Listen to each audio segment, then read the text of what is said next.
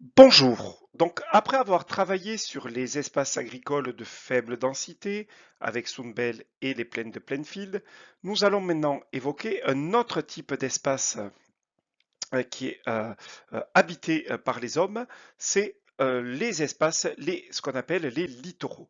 Et on va commencer par noter ce titre qui est Habiter les littoraux. Alors déjà, il va falloir se mettre d'accord au niveau vocabulaire et savoir ce que signifie le terme littoraux pluriel ou littoral. Donc, un littoral, c'est un territoire étroit qui se trouve au bord de l'eau, généralement au bord des mers ou des océans, mais ça peut être aussi au bord d'un lac. C'est le cas de certaines grandes villes américaines qui sont au bord de lac, lac Michigan ou lac Majeur par exemple. Mais nous, on va s'intéresser aux littoraux maritimes. Alors pour cela, premier type de littoral que nous allons voir, c'est un littoral où se pratique l'industrie. On parle alors de littoral industrialo-portuaire. Alors on va voir que ce type de littoral a été fortement aménagé par l'homme et nous allons prendre l'exemple du littoral de Nagoya au Japon en nous demandant comment le littoral de Nagoya au Japon a-t-il été aménagé par l'homme.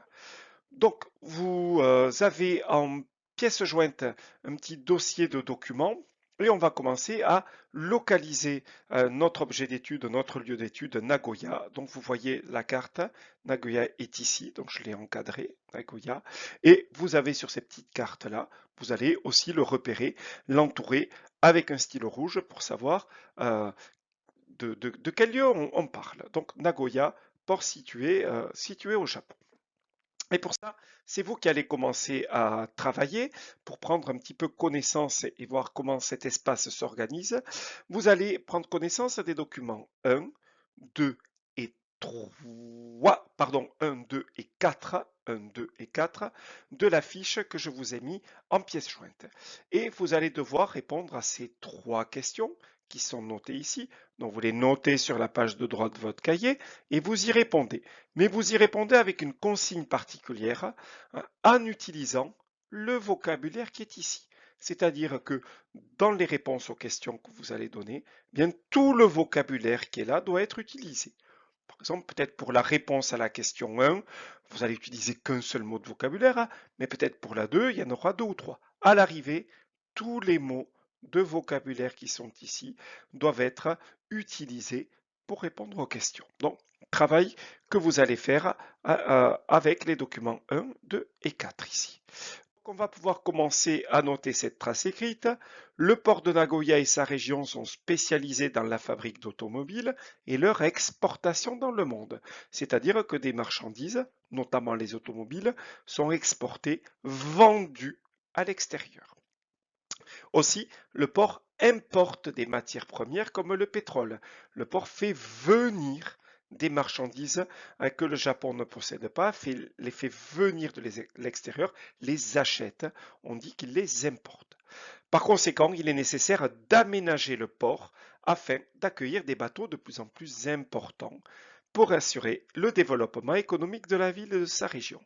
Donc, vous vous doutez bien que, eh bien, s'il y a des marchandises qui partent et des marchandises qui arrivent, il y a une intense activité commerciale dans ce port, donc il va falloir aménager, construire des endroits pour pouvoir accueillir les bateaux qui partent et qui viennent. Ces bateaux immenses, on les appelle des porte-conteneurs. Donc, je vais vous en montrer un dans un petit moment. Mais avant, vous avez ces définitions à recopier et à noter, donc exporter, importer, vous les avez dans le vocabulaire qu'on a vu sur l'extrait précédent. Donc exporter, c'est vendre, importer, c'est acheter. Et porte-conteneur, vous noterez aussi la définition, mais je vais vous montrer qu'est-ce que c'est un porte-conteneur. Alors vous voyez, un porte-conteneur, c'est un immense, ici bateau. Celui-là, il fait 400 mètres de long pour 60 mètres de large et 400 mètres de long, ça représente environ 4 terrains de football qui sont mis bout à bout. Ben, vous imaginez 4 terrains de football mis bout à bout, ben, ça fait la longueur de ce porte-container. Donc qu'est-ce qu'il transporte? Vous avez des grosses caisses métalliques qui sont sur ce bateau et dans ces caisses, des produits industriels, des produits électroniques, des pièces détachées par exemple, eh bien, qui vont aller être vendus à l'extérieur. Ben, peut-être votre téléphone portable que vous avez actuellement dans la main, votre téléphone portable, il a transité, il a été peut-être dans ces caisses-là, qui sont parties du port de Nagoya et qui sont allées dans un autre port européen et qui ont ensuite été vendus ailleurs. Alors vous doutez bien que pour accueillir ces mastodontes des mers, il va falloir aménager le port.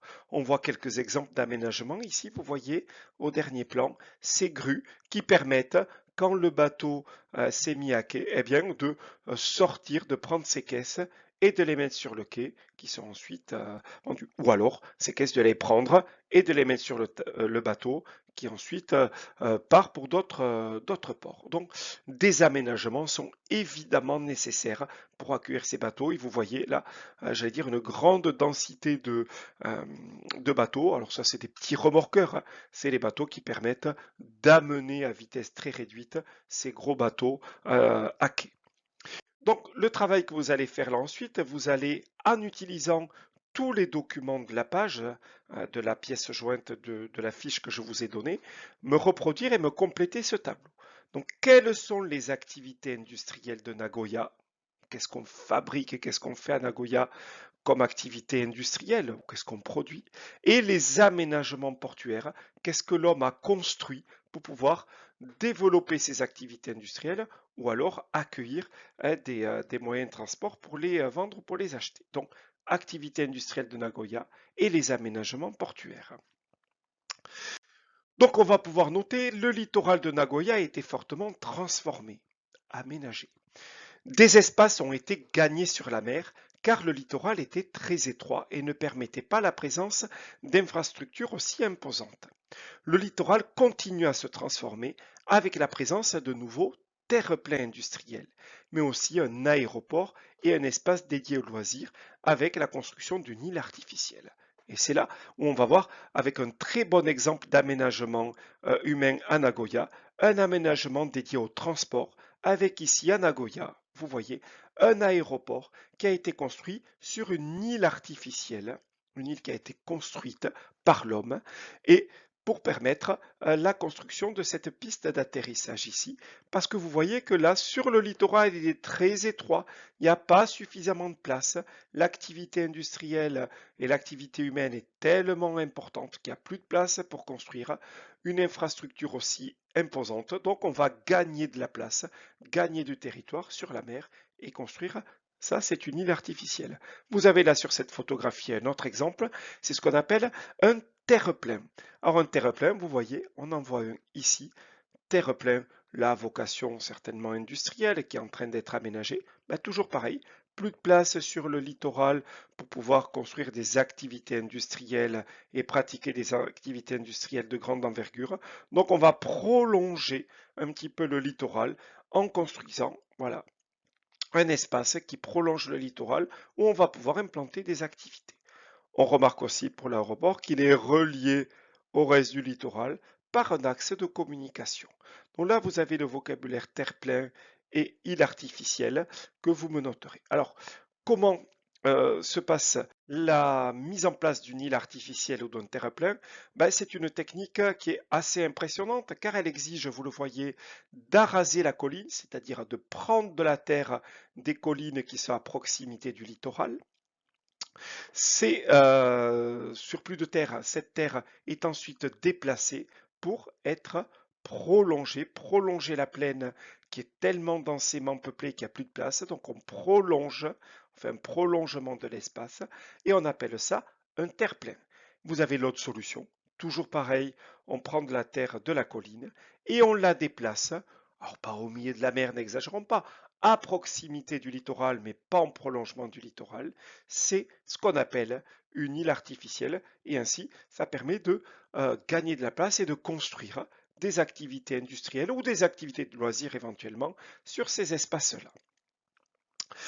Mais on va voir que cette concentration des hommes et des activités sur le littoral n'est pas toujours compatible avec le développement de la faune et de la flore avec l'environnement. Donc ce qui s'est passé à Nagoya en 98, c'est que le maire a décidé, a eu un projet de construire, de transformer, de mettre en place sur le littoral, alors pas tout le littoral, mais à certains endroits du littoral, un lieu d'enfouissement des déchets. Ben oui, on produit de l'activité industrielle est très forte, et cette activité industrielle produit des déchets. Il va falloir ces déchets les mettre quelque part, des déchets quelquefois chimiques. Eh bien, ces déchets, c'est le cas dans beaucoup de régions, eh bien, sont enfouis, sont sous terre et sont enfouis. Là, projet d'enfouissement des déchets qui était prévu sur le littoral. Eh bien, les habitants de Nagoya n'ont pas été d'accord avec ça. Ils disent non, on ne va pas encore plus rajouter quelque chose sur le littoral et en plus une zone d'enfouissement des déchets qui peuvent être dangereux. Et ils se sont opposés à cette construction-là. Ils ont engagé une bataille qu'ils ont gagnée. Mais pourquoi? Mais parce que dans cet espace-là, il y avait des oiseaux migrateurs, des oiseaux migratoires et des espèces assez rares d'oiseaux migrateurs. Et si on avait mis encore plus une activité industrielle et a fortiori un lieu d'enfouissement des déchets, ces oiseaux auraient totalement disparu, auraient été obligés d'aller ailleurs et peut-être dans un environnement qu'ils ne connaissaient pas, auraient totalement disparu. Et ils se sont opposés à ça, ils ont gagné cette bataille. Mais en contrepartie, ils ont décidé bien avec la mairie aussi, de mettre en place, de réduire leurs déchets ménagers pour éviter justement qui est l'opportunité de construire cette zone d'enfouissement des déchets. Donc ils ont procédé à j'allais dire, à un tri extrêmement rigoureux de leurs déchets, recyclés, 10 catégories de déchets pour être correctement recyclés et éviter que ces déchets soient enfouis dans une future zone qui aurait été construite. Donc là, on a réussi à trouver un compromis entre activité industrielle, implantation humaine, densité du bâti et consommation et la préservation de l'environnement. On verra que ce n'est pas toujours le cas. Donc, on va pouvoir noter ceci. Donc, si l'aménagement du littoral favorise le développement économique de la ville et de sa région, il pose des questions au sujet de l'environnement. Dégradation du paysage, disparition de certaines espèces, pollution. Donc, plusieurs types de populations occupent ces espaces, ce qui peut provoquer aussi ce qu'on appelle des conflits d'usage.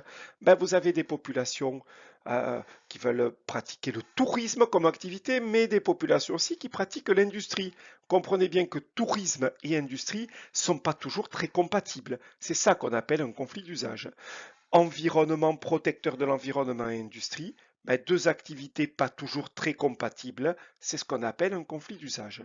Là, entre industriel et protecteur de l'environnement, on l'a vu pour les oiseaux migrateurs, on a réussi à trouver un compromis, mais quelquefois, dans des zones, deux activités incompatibles, quelquefois se disputent et il y a des tensions assez fortes. Là, à Nogoya, il y a des tensions notamment entre les pêcheurs et les industriels. Doutez bien que le littoral extrêmement pollué ne permet pas, ne facilite pas l'activité de pêche de certains pêcheurs de la zone. Et donc, quelquefois, il y a des frictions entre les industriels et les pêcheurs dans cette zone. C'est ça qu'on appelle un conflit d'usage. Donc on va voir maintenant, à l'échelle mondiale, est-ce qu'il existe des littoraux semblables à celui de Nagoya? Donc je vous ai mis en pièce jointe cette carte qu'on va compléter ensemble. Elle est assez simple, vous allez voir la légende. Donc vous avez les trois océans, donc Pacifique, Atlantique et océan Indien, avec les trois lettres.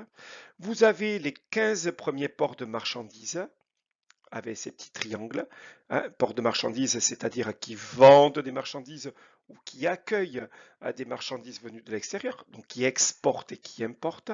On remarque quand même que 99% de ces ports de marchandises, vous le voyez, sont situés sur le littoral asiatique, Pacifique ou mer de Chine. Deux petites exceptions, voilà, deux ports, le port d'Anvers et le port de Rotterdam, sont situés en mer du Nord, mais sinon 99% des ports, des grands ports mondiaux, des 15 premiers, sont situés en Asie. Et on le voit ici avec ce petit classement. Les trois premiers ports mondiaux, eh bien, parmi les trois premiers, vous avez deux ports asiatiques, Busan en Corée du Sud et Shanghai en Chine. Et Rotterdam qui vient s'intercaler ici, qui est un grand port aussi, mais un port européen. Mais sinon, les principaux sont situés en Asie. Vous avez vu aussi, hein, on l'a vu avec l'exemple de Nagoya, que ces littoraux sont menacés par la pollution. Donc là où il y a beaucoup d'activités industrielles, vous le voyez ici, ben, il y a ces littoraux qui sont pollués, mer de Chine, Méditerranée, mer des Caraïbes, mais aussi Pacifique. Là où il y a de l'activité industrielle, il y a de la pollution. Mais il n'y a pas que l'activité industrielle qui provoque aussi la pollution. Vous avez aussi le tourisme, c'est pour ça que j'ai mis, on y reviendra dans la prochaine leçon, les grands littoraux avec non pas une activité industrielle, mais une activité touristique. Ils sont ici en gras, voilà, en littoral gras sur la carte. Vous avez en Afrique du Sud aussi. Et quelquefois, on en parlait du conflit d'usage. Vous avez, c'est le cas de la Méditerranée. La Méditerranée est à la fois un lieu, un littoral touristique très important, mais aussi un espace qui est plus que menacé par la pollution, qui est aujourd'hui extrêmement pollué. Donc là, on a conflit d'usage entre activité industrielle, pollution et activité touristique. Les trois ne font pas toujours bon ménage. Mais on y reviendra lors de la prochaine leçon où on se concentrera non pas sur les littoraux industriels ou portuaires, mais sur les littoraux touristiques. Donc vous me complétez correctement cette carte. Donc on va pouvoir conclure en disant que Nagoya au Japon est un port qui a été fortement aménagé pour accueillir des bateaux de plus en plus grands. Ici, le littoral a été transformé pour des besoins industriels. D'autres ports en Asie notamment ont aussi été largement modifiés par l'homme. Donc cette intense activité industrielle ou portuaire représente souvent une menace pour l'environnement. Donc vous me notez tout ça correctement, vous me faites les exercices et vous me complétez la carte. Et on se retrouve bientôt pour une prochaine leçon sur les littoraux avec le littoral, les types de littoraux, non pas à vocation industrielle, mais à vocation touristique.